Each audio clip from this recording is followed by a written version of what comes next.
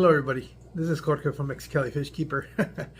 I guess it's going to be my second attempt at trying to create a terrarium. I guess the correct term would be a bioactive terrarium. I've been going down this rabbit hole of terrariums, and I've decided to, give it a try to see how that works out. Quick disclaimer, I don't know what I'm doing. This is technically the second time that I'm trying to put one of these together. I've gone out and watched several videos from other content creators that show you how to put one together, Tanner being the biggest one from Zerpa Design, and a few other ones. I've reached out to a couple of friends and asked for a little bit of help and information on how to set up a bioactive terrarium.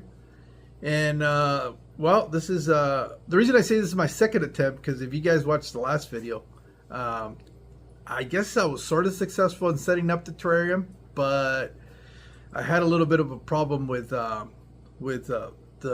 vessel or the container. Yeah, in the last video where I attempted to put one together, it all came together, but I made the mistake of reaching and grabbing the bowl that I was putting it in from the top part of the glass, and I guess it was just way too much weight and leverage against the glass that it snapped right out of my hand and crashed on the ground. And if you guys saw the video, you guys saw the aftermath of that.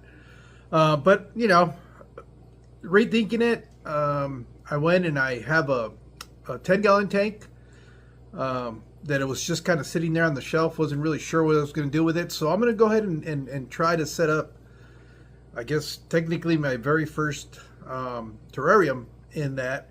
And like I said, I really don't know how to do this. This is the first one that I'm going to do. I think I'm already off to a bad start because I don't have necessarily a cover for it, and I think might be a requirement. If that's the case, I'm gonna have to figure out a way to put a cover on it. I've seen a video or a couple of videos or shorts, I think, where they double stacked some 10 gallons and kind of made it an enclosed aquarium. I might do that. I would have to clean out one of the other 10-gallon tanks that I have in there, and hopefully it'll sit perfectly on this one, because I did remove the rim on it, so that might work, might not. I don't know. I'll figure it out though. I'm not too concerned about it. But with that being said, let's turn the camera around and show you what I'm working with. I had this, as you guys well know, I broke down a 10-gallon rack, a breeding rack that I had, and I had some spare tanks left over, and I decided to go ahead and set this one up here. This is a 10-gallon, and I took off the top frame. I left the bottom frame on it for no particular reason other than I didn't want to have to clean it. And in a way, I guess it'll be to my benefit, I guess. Also, just kind of, I don't have to worry about using a leveling mat if I leave the frame in there. That should be able to hold things together. So that's what's going to happen. I have a little bit of dragon stone that I've kind of picked up along the way, people that have given me stuff. I'm going to use some lava rock to create elevation from the bottom and create that drainage that everybody talks about. One other thing, I need to find a mesh. The last time I used the needlepoint mesh, I guess is what it's called, but I cut it into a circular shape. I'm almost positive if I dig around in one of my boxes, I might have some more. So I guess this would be a good time to pause the video and go grab that. Well, in digging around my stuff, I did find some of the screen mesh, and I cut it down to the size that I'm going to need, and I think this is going to work. As far as what I know, like I said, I'm going to use the lava rock to create the drainage. And then I'm supposed to lay that on top of the lava rock to separate the smaller granule secondary substrate, which in this case, I guess I'm going to use like a combination of sand and gravel. And then I'm going to top it off with some homemade I guess, terrarium substrate, which is a combination of peat moss that I have, some of the same potting soil that's coming out of these plants. I do have a bag of activated carbon that I need to add to the premix that I have already, and I guess a little bit of sand from what I understand, and that should be enough to create that that substrate that I want. And I guess the idea is you don't want, from what I understand, you want it to be loose so that the substrate doesn't compact on the roots of the plants I'm going to be putting in there. So with that being said, let me get started and start layering stuff in there. All right, one of the things that I was looking at is I think I'm going to go with the long end of the aquarium instead of being horizontal this way. I think I'm gonna use that end, viewing it forward, and I want to do like an elevation and then obviously a shallow part in the front. Why am I doing that? I have no idea. I don't know. I'm just kind of going off the seat of my pants here. I thought that would be a good idea. That's the only explanation I can think of.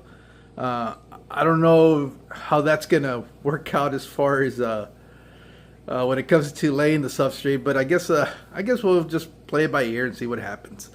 So let me go ahead and start adding some of this stuff that I have. I did take some of the lava rock that I had, and I just kind of quickly rinsed it because this stuff does have a lot of dust, and in my pea brain idea, I guess, is that it also have some moisture, but that's not really it. I just because it does release a lot of dust. So everything that I've seen states that you want at least about an inch, which if we look at the size of these rocks right here, they're about an inch height. So I think one layer of these guys would be more than enough. I do have some extra in here, so just add it in there.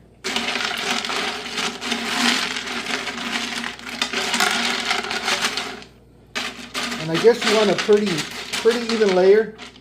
I don't know if you guys can hear me over that. I want to create like a pretty even layer, about as even as I can get it. So I think that'll be good enough for that. Let's go ahead and put my divider in there, which is this mesh screen that I had in there. I'm going to try to get it as flat as I can in here.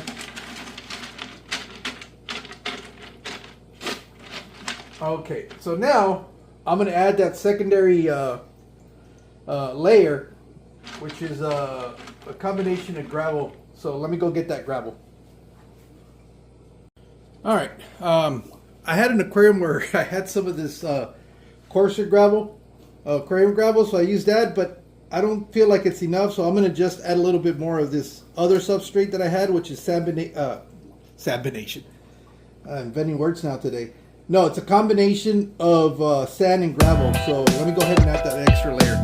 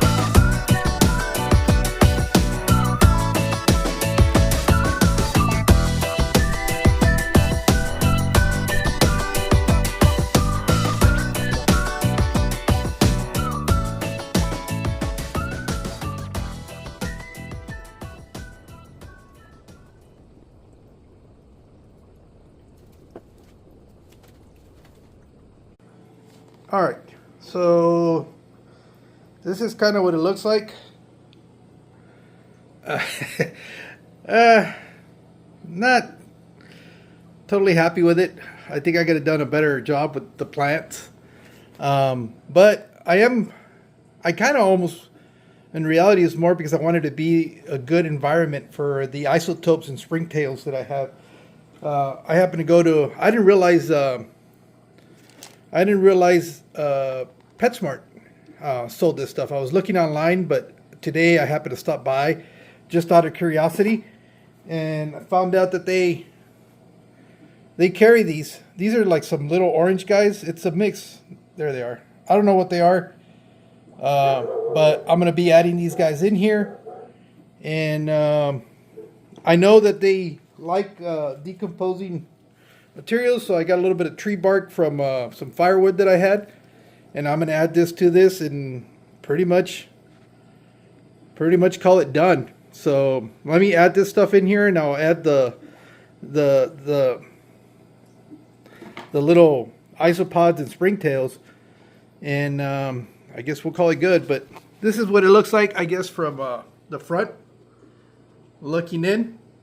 I kind of wanted to make sure that it looked like it was deeper. I wish it would have probably been a little bit taller in the back, but you know, it's my first go at this. I'm sure I'm going to learn a lot more from this. There's probably a lot of stuff that I could have done differently, and if you guys have any suggestions, feel free to leave them on the comments. But let me go ahead and add the insects in there, and I'll record that. Let me put the camera up in the tripod. All right, so I had this big old dry leaf that I had in there, and I kind of tore up some pieces, threw them in there because I know they'll eat some of that stuff. I'm gonna go ahead and add. I guess these are the isopods. Let's see what we got. I didn't even check. I know they're just kind of I don't even know what these guys are called. Which kinds they are? Is that guy dead or? Nope, it's alive. So I'm gonna add these guys in here. Assuming you just kind of put them in here, like randomly. Again, I've never done this before, so let me see. Should I just dump the entire thing in here? Yeah, I guess I'm gonna do that. Put it back here.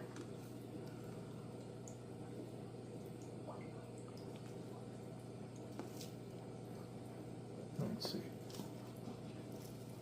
There we go. Yeah, I don't think you're supposed to do that, but we'll see. We'll let them do their thing. Seems like they're out and about. And the springtails. This is just the regular.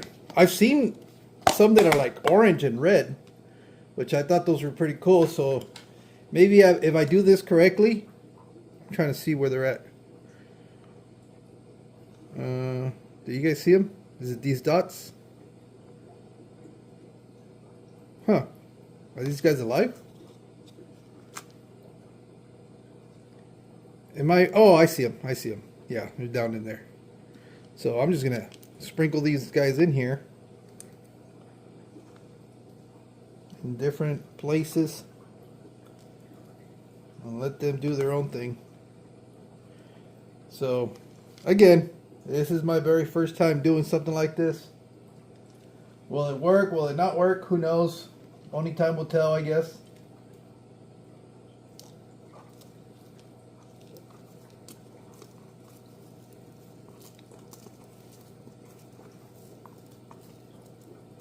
But there she goes. Let me go ahead and bring you guys around so you guys can see. Alright, I can see the isopods moving around in the back. You guys can see them there. So I guess those guys will be a little bit happier that they've got a little bit more room. I'm going to have to learn what these guys are called. I have no idea. Hopefully from the video somebody can identify them. They're not marked as the species of isopods that they are. They just said assorted. And of course, there's one. Where is it? There it is. That one's pretty cool. It's got some white and orange spots with some white legs. That guy's pretty cool. So, hold on. So this is it pretty much. I don't know what else I can tell you about this other than it's my first attempt to it. We'll see if they they don't end up eating all the plants in here because they're not hanging. Oh, look, there's a guy up here in the front. Do these guys crawl glass? That's what I don't know. If they'll be able to crawl the glass. I'm going to have to sit here for a little bit and watch. If not, I'll have to put like some type of a lid on this. But that's pretty much it. So this is my first venture into doing something that is not necessarily aquatic. I really don't know if this is going to work. It could be a total fail. But unless you try it, you'll never know. So I'm in that try it and find out. I'll keep you guys updated as to what happens. There's a couple of plants that seemed like they got a little bit damaged when I dropped that bowl. I don't think those guys will make it, but worst case scenario, they just become food for whatever wildlife is in there. But with that being said, thank you. And I know you didn't learn too much, but at least you got to see what I was doing. You guys take care. Bye-bye.